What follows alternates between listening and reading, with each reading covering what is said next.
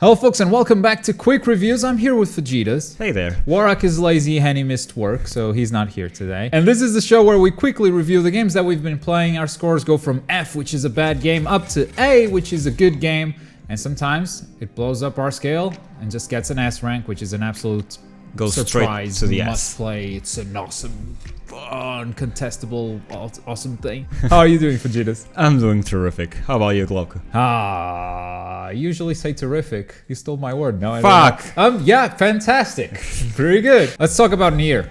Let's talk about Nier. Yeah, that's the new game that came out this week, and I feel like I'm missing something, but I'm kind of bummed out about this game.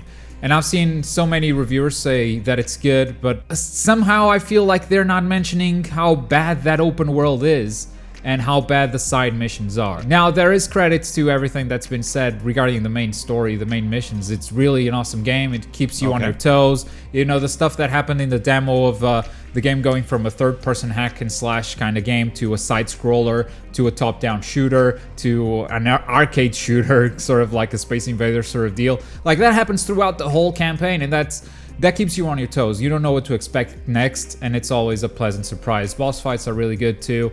The whole customization system is awesome. So you have this little pod robot with you, which is the thing that shoots all the bullets, and you can sort of program that guy. Even include different UI HUD elements into it, as well as buffs for attack, defense, special effects for your attacks, all kinds of different things. So everything regarding the main mission is really cool, but then it's got this open world and this RPG system that Platinum keeps pushing more recently. Like, they've been doing a lot of RPG stuff in their games. I'm not a fan of that at all. Because, first of all, I'm enjoying the main missions a lot. Everything else is pure garbage. Every side quest that I've done, it feels like it's been designed 20 years ago because it's all fetch quests. It's escort missions. It's races. It's that sort of really mindless, brainless stuff that is just boring to do. Nothing new. So, yeah, and the fact that this is an RPG means that if you only do the main mission, at a certain point you're going to be out-leveled by your enemies. So you got to stop and do these brainless side missions. And so also, those are mandatory. That's what you're saying. Yeah, not all of them, obviously, but you do. I did a decent amount of side missions and reached the end still 5 to 7 levels below the final boss. I mean, when games require you to make a certain amount of grinding, and those side missions can be called off grind, that takes away part of the fun. Oh, definitely. For me, definitely. Like, I can see players getting into the crafting element, which there isn't a crafting system per se, but you need specific materials to buy specific weapons or specific buffs, stuff like that. So I can see people digging that side of it because the customization stuff is cool, like I said. But the activities you do in these missions and the open world itself, it's not fun to explore. From what I've seen, it's like this game commits two major sins on today's industry, and that's following the RPG trend and following the open world trend. Definitely. The open world, as I said, is super boring, and there's nothing to. Although the scenarios are kind of good looking. At the first, it's like, okay, there's a lot of space here, but then that space is empty, so there's not much to do. I'm not criticizing the design at all, the art style, because I think that actually that looks good. And then that's the RPG trend, that every game must have some kind of level up system, and the fact that it's open world, like this game could perfectly be a multi-levels game. Yeah, like a linear thing that you can go just progress from level to level, and then I think it would work a lot better like that, but then it would need to be a lot longer, because I reached the end, and I'm doing air quotes as I say the end, because I saw credits, but at the end of the credits you get a message from Square Enix saying there's more endings. There's more endings. Like, you saw one version, there will be new mechanics, so we really recommend you to play this again. And I've heard some interesting mechanics happen. I've heard stories about them. Sure, you haven't tried. No, because if all I'm going to do is the same side missions again, but I'm going to get a different payoff, I don't want to do that. And if I'm going to have to stop and grind these brainless side missions because the levels are now that much higher because I'm playing with the same character. Exactly. That's something I don't want to do for sure. So I saw credits and I came away from it saying, this is a really cool and awesome main mission. Like, even story-wise, I don't think it responded to a lot of the questions I had, but maybe that's stuff that is in the other ending, so I can't say for sure. But like crazy stuff happens. And I loved every moment of it. And then there's this open world and side missions preventing me from enjoying That's a pretty fucked up Japan story, right? Oh yeah. And I think because they have this loot system and you can buy different weapons, they also didn't put a lot of thought into the combos and the combat system itself. I think you could have a lot more combos, a lot more variety. Because as someone who never felt the need to switch weapons from the beginning to the end, yes, and I'm talking about a 10-hour playthrough. Like it took me 10 hours and I did a decent amount of side quests. It's that short, so it's definitely something meant to be replayed. It just didn't grab me enough to be replayed. But as someone who never switched weapons, I was doing the same combos all over and over. And it's not because I wasn't creative enough, it's just because there aren't a lot of combos for each specific weapon. If you switch weapons out, like each weapon has a different moveset, and that's kind of awesome. Sure. But for someone who didn't switch, they get the job done, right? Yeah, I guess that's the If thing. It's enough, then I guess it's okay. I think it's almost a good game, you know. I really wish the main story was a bit more fleshed out, a bit longer, or just if it didn't have this level stuff, if it was just the main story, I would probably have started it over again. Yeah, I just don't want to totally deal with understand. that open world and those side missions. I don't want to deal with any of that, and because of that, it's a C. Yeah, I think it's a solid C. Hi, what have you played? I've played nothing. Oh, great! So I get to talk again. You get to talk. I mean, yeah, I've been playing older games, so I finished Horizon Zero Dawn. I've heard from your mouth that game is really good. That game is really good. So remember when I said you're not gonna like it because of the crafting? Yes. Yeah, forget about it. You're gonna love this game. It's post-apocalyptic stuff that you really love. The story goes places. It's really crazy, and yeah, they wrote a lot of it too. It's like where most games would have ended.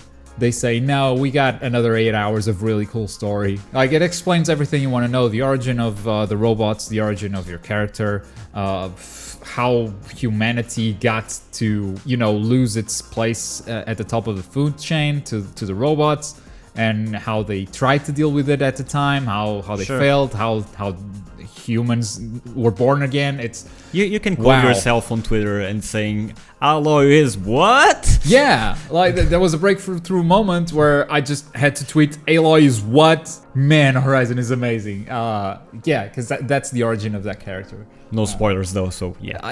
Let's not. I will say what really surprised me about that game is that how well it plays and how good of an RPG it is without relying on leveling up stuff. Because every time you level up, you get a skill point and you get 10 health, which isn't a lot. Like, you're not gonna overpower anyone because you're over leveled. What really matters is your weapons, and where you choose to invest, it really dictates your playstyle. So the types of arrows that you use and the types of elements that you use, preparing for that encounter that you're about to have, and selecting the weapons that you want to take to that encounter, and if you have the time, laying down traps if it's a really tough encounter. Like, that stuff can be done from level 1 if you have the right equipment. The only thing that I would say really ramps up, it's the mods, because it's got a gem system where you equip different mods to different weapons, and those like increase tear damage, elemental damage, and those percentages go up over time, and it starts, some mods are really, really powerful. But otherwise, I don't think the numbers matter that much. It's more of your knowledge of the robots. How you play and how experienced you are in that game, that counts, right? Exactly. Like, knowing that a certain robot has certain robot parts that can be used against them is a big plus. And it's stuff that you can check on the menus, but at some point you just start to know the robots and you're like, oh, this guy, okay. Alright, okay. Sounds really good. Yeah, and it's got a ton of side missions like The Witcher. You said it reminded you of The Witcher. It reminded me a lot of The Witcher on the side missions. It doesn't have as many, but the quality is The Witcher quality. Sure, there's a lot of tracking, like The Witcher. I follow these footsteps. But yeah, I think that game is like inspired a lot of Horizon Zero Dawn from what I've seen. I think definitely. And if we praise The Witcher in a good way. And if we praise The Witcher for having all these really emotional and complex side missions that almost feel like main content, we should definitely praise Horizon as well. Even though it doesn't have as many, it still has a lot of them. And they are almost as good, or as good. Some better, some worse. It's hard to say. Sure. Horizon is an S rank. It's a must play.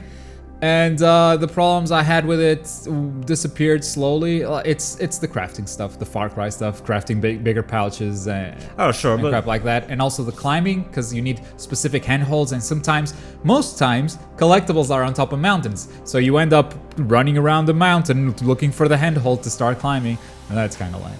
But no game is perfect, and Horizon deserves the highest rank we can give it. We haven't given a higher rank like this in a long time, so yeah. I think the last one was Dark Souls 3. And I wish I hadn't. Now, you won't have that handhold problem on The Legend of Zelda because you can climb anything, and I just finished The Legend of Zelda Breath of the Wild. You did. I was right by your side. 20 minutes ago. It was awesome. Oh my god. Really cool boss fights, I told you guys. Like, outside of the whole world exploration and Marvel, it's got really cool dungeons and really cool boss fights. Now, it's only got 4 dungeons. That's like the sad part. 4 main dungeons. You got a ton of shrines, a ton of small puzzles. Shrines act as small dungeons if you want. Yeah, and they're okay. Replace those puzzles, sure, and they're okay. And some of them are really awesome. Some of them are really lame because they use the tilt controls, and that's why one thing I wish they hadn't used as much. Yeah, but like I said last time we talked about Zelda, it's a game that made me think differently about the games I play. Even going back to Horizon after playing The Legend of Zelda was like, oh, I can't climb this mountain because I can't just climb anything. Or I looked at something interesting that I saw in the distance and I went there on Horizon and I was like, oh right, this doesn't have an icon on the minimap, so there's nothing here. There's nothing there, yeah. While The Legend of Zelda made me think differently, and in a way has made me look at other open world games in a different way. Sure, it took a lot of risks though by making that approach, I think. Definitely. The lack of hand holding is always a big risk because you have to be that much more delicate about the pacing and about the stuff you hide and in even the designing the overall map. It's like you can't just place any stuff anywhere. You have to really be careful where you place your stuff and how do you place it, if it's like an interesting spot or not. You have to make everything look interesting so people can visit. I think the way The Legend of Zelda fixed that is by just having a ton of interesting stuff, and some of that stuff is really obscure and we haven't found it yet. Sure. And a lot of it is up in your face and encourages you to explore more. And that's, I think, the strongest point about that game. It's a huge world and stuff happens all the time and it constantly surprises you. Now, after I'm done with the main mission, like I still want to go back to the world, still want to see what else it holds. You haven't done all the shrines, and there's 120 shrines. I don't know if I'm gonna do all the shrines, to be honest. You are. Now that game has a lot of flaws, and I spoke about the flaws of Horizon, but I think I can speak about a lot more flaws in The Legend of Zelda Breath of the Wild. Again, the inventory system is complete garbage. Swapping weapons isn't easy, or as easy as it should, and it happens very frequently. Weapons, bows, and shields. The weapon breaking system, it's something that doesn't bother you as much in the end game because weapons last a bit longer, but I was just in Hyrule Castle and I broke 3 swords in my first fight in Hyrule Castle, and this is end game swords. It's not, and that's pretty common. It was like stuff that was over 50 in damage value. I think the rain sucks. Like, sure, it makes it more realistic that you can't climb when it's raining and you slide down the but there was no need for you to slide down the mountain when it started raining. But God damn it, right? It's like, okay, now I was halfway up this mountain when it started raining. Now I gotta wait 15 minutes for the rain to stop. Yeah, and there are some high mountains on that game. Oh, so, yeah. Another thing that I noticed was the voice acting, which is not very good. No, it's not. It's, oh my god, sometimes it's cringy. Not in English. And yeah, that's something that could be fixed if they just had Japanese voice acting with English text. Because I heard some of it and Japanese voice acting is alright. But anyway, I think that even with all those problems, I don't know, I think that game deserves a real high score. And me too. And again, like, speaking to more of those problems, some regions run really poorly, like even worse than the magical impressions we did. I found some regions where it's just a nightmare, like the frame rate just goes down, it's crazy. And the draw distance is crap for a game where the whole premise is about scouting things in a distance, seeing interesting stuff, marking that stuff on the map, and then go explore it. The draw distance, from what I've seen, is like see as much as you want. And you've been playing like portable and also docked to a TV. Yeah, I've been playing both modes, and handheld is better. I wouldn't say it's perfect, but it's a lot better for sure. With all these flaws, I feel really conflicted about giving an S rank, but I think I'm gonna do it anyway because I think it's well deserved. Because that game made me feel very differently and made me fall in love with it in a way that I haven't fallen in love with the game in a very long time. And I think the reason we're bummed out about all these faults is because if they weren't there, we would be saying this is the best game of all time. Yeah, probably we would. The thing is like. It's like I said, that game is, even with all these flaws, it's still a wonderful game, and you still want to play more. Definitely. And they took high chances and high risks by making that game design, like with all how do you say, without the hand holding. Yeah, and I think Horizon Zero Dawn and The Legend of Zelda: Breath of the Wild have lifted our standards for the whole industry. Those are true like Game of the Year contenders in February. Yeah. And I think video games need to look at that stuff and they need to up their quality standards because they're the new standard, you know? Yeah. Like they've raised the standards in a way that, the industry is aware. Sure. Let us know what your thoughts are on these games. I expect some controversy on our Legend of Zelda score, at least. I expect on Nier. Nier? Yeah. I may have missed some stuff. Like, I think I was very, very clear on I've only finished the first ending. I don't feel like playing the others. Maybe I'm wrong. You tell me. Maybe you should. Maybe you should. I don't know. It's a really awesome story. A really awesome set of main missions with this crap that prevents you from doing the main missions. Yeah, so let us know all of that in the comments. Yeah, talk to us. Yeah. Talk to us. Why not? Let's create a discussion in the comments. Hey, thank you. Thank you for watching. Thank you very much. I appreciate you. And I would appreciate an end screen for Judas. Fuck!